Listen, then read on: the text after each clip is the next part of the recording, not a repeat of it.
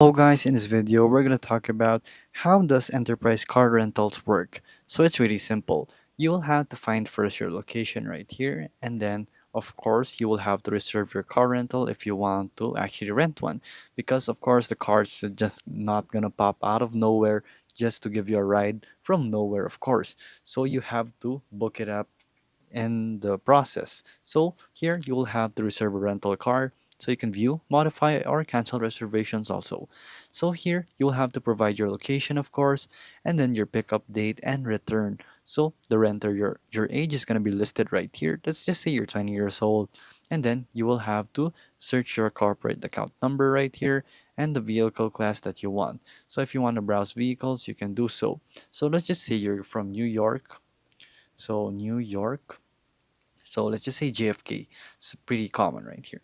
So here you will have to place a account number, of course. I don't know the account number. So let's just browse vehicles right here.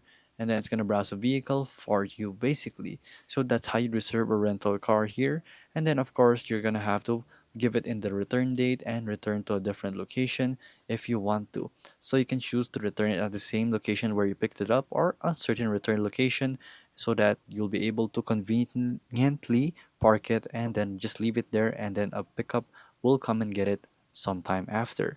So it's just that simple to rent a car with Enterprise. Through their business, Enterprise Rent a Car, they have made seamless renting of cars all over US, Canada, Europe, and Latin America throughout the years. And there you go.